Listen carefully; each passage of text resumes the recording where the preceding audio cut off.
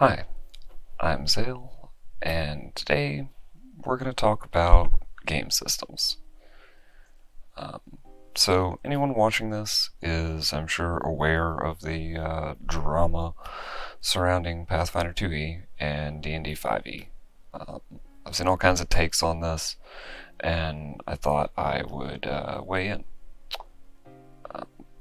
But why listen to me, right? I'm just a random dude on the interwebs. Um, well, I've been running and playing TTRPGs for over 20 years. I started back in 2nd edition D&D and just moved along with the system as it developed. I've played in a ton of other rule sets, Pathfinder2e, White Wolf, Call of Cthulhu, D20 Modern, Munchkin, GURPS, LARP. Basically, I am a huge nerd, and I love nerd things. So, you got my credentials. Uh, let's talk shop.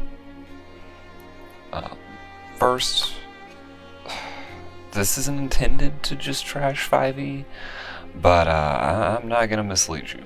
I'm not a fan of 5e because of my experiences with it. Now, I get that a lot of 5e players are tired of hearing about why Pathfinder2e is better. If that is you, why are you here?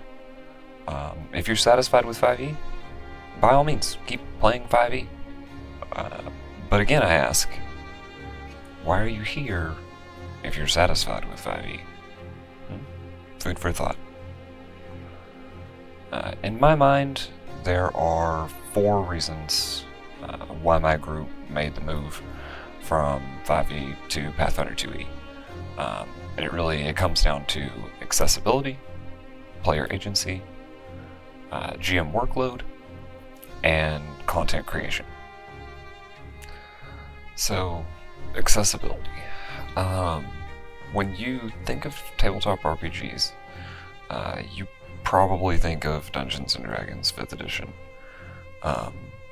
This isn't because the system is accessible. It's because Wizards of the Coast is a very large company with an exceptional marketing team, and the popularity of stuff like Critical Role and Dimension 20 continually drives interest in their product. When I'm talking about accessibility, I'm talking about ease of access for onboarding new players.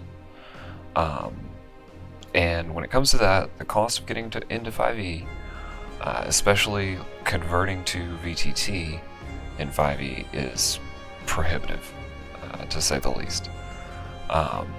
Unless you want to sail the high seas of the internet and commit a little piracy, you're going to have to buy every book you want to use for 5e, and then if you're moving to a VTT, you're going to have to buy them again. Or in some cases, some VTTs, there's just not a legal option for you, and you're gonna have to manually do a bunch of data entry and maybe learn some automation and everything else if you want mechanics from some of your books that you have. Now, if you look at Paizo and Pathfinder2e, the entire system is available for free online, and the official system for FoundryVTT is also free. You have one cost of just buying Foundry, and you can just fully play Pathfinder. You just play the whole thing. You're good to go. The TLDR for this section is 5e has can have a prohibitive cost. Pathfinder2e does not. Everything's out there for free. You have access to all of it. So, let's talk about player agency. In a group like ours, we've been playing together consistently for years. We've gone through multiple campaigns, a ton of smaller one-shots. A lot of the players have played most of the classes. A lot of them have run their own games. And they've kind of, seen it all. And look, we all know that seeing it all in a tabletop RPG is really kind of impossible. But you get what I'm saying. we do this a lot. They've played a lot of classes and stuff. And Pathfinder2e provides a ton of agency, like a ton. There's a lot more classes. The feats and dedications work together to give the players a lot of control over their build. When you add things like the dual class or free archetype variant rules, or both, like we do, you get a result of a group of versatile and diverse characters, and that's going to keep your sessions interesting and your players engaged. That's just awesome.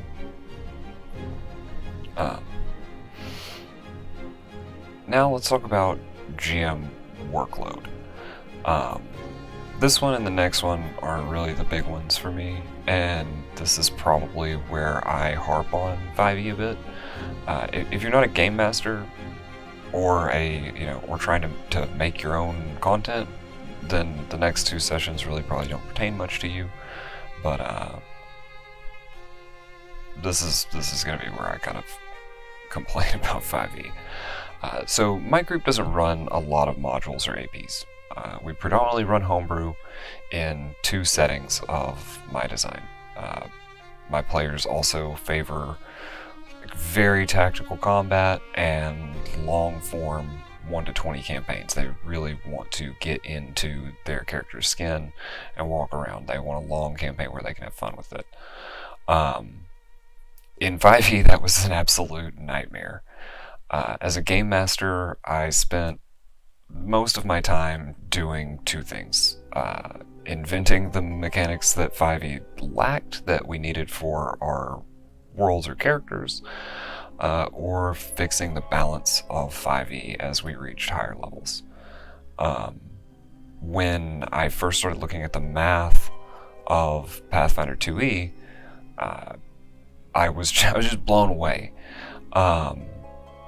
And now we're over a year in. We've run all the way to level 20 in PF2e with a full suite of variant rules.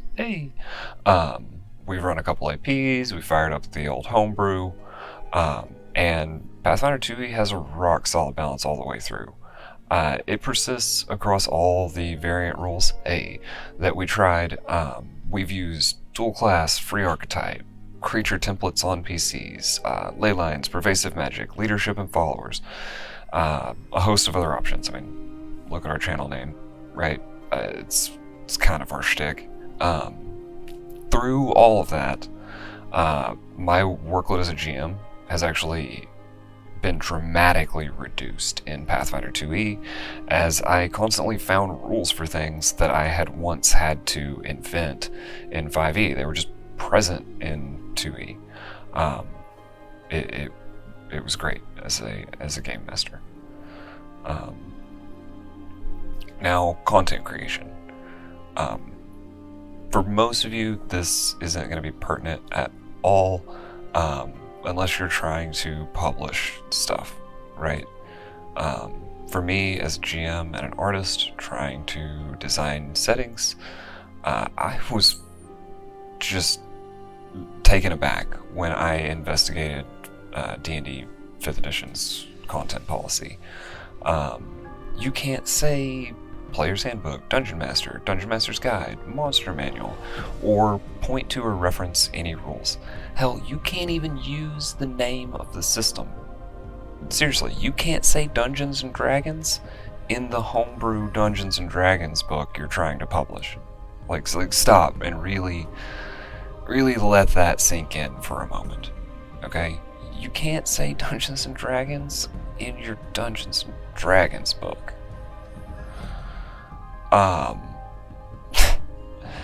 In contrast, okay, Paizo's community policy is incredible. They give you a Pathfinder2e compatibility logo to slap on your products, guidelines for its use, guidelines for how to reference the rules, and everything else like that. It's almost like they want people to play their game and make content for it, even though they make that incredibly hard because they put out content at a unbelievably fast pace. But now that all the sort of nitty-gritty rules talk and all of that is done, let's step back a second and talk about interest and tact. Okay? If you're a Pathfinder2e player and your buddy is a 5e player, and they're not interested in listening to you regale them with the glories of Pathfinder, leave them alone. Let your friends stumble through 5e. They will either figure out the problems of the system on their own, or they won't. But it is not your responsibility to convert them. Okay? This isn't a religious crusade. These are games. And the sad fact of it is that some people just don't like the games that you like. And that's okay. Don't worry. Don't despair. There's still hope. There are a ton of communities online, a ton of people online that you can talk to about Pathfinder if your friend doesn't want to hear about it, right? Like our Discord server, shameless plug. But also on Reddit and a ton of other Discord communities and all over the place. There's people, would love to talk to you about this. So, just don't be a stranger. Jump online, but don't harass your friend to make the swap if they're not interested. Right? It's a big rule set. It's daunting, and not everybody is super gung ho. Some people just want to kick back, beer and pretzels games and stuff like that, and that's okay. But winding down here. For me and my group, there are a lot of reasons for us to make the move. Those reasons might have no bearing on the tabletop RPG hobby for you, and 5e might be a perfect system for you. But they might mean the world to you, and it might inspire a change. I don't know. But either way, the choice is ultimately yours. And it will always be better for us to live in a world with both Pathfinder and Dungeons & Dragons, as well as all of the other tabletop RPGs that exist. Variety is in fact the spice of life, and you will notice the longer that you play this, in different tabletop RPGs, that good ideas that are born in one system often find their way out and stumble into other systems. And the more tabletop RPGs we have, the more different ones, the better they all become. So that's really it for me. Have a great day. If you're gaming, no matter what the rule set, may your adventures be fruitful, and all of your treasure hoards hold the wonders that you wish for. And do all the stuff YouTube wants you to do, like, subscribe, and all that, and stick around for more content.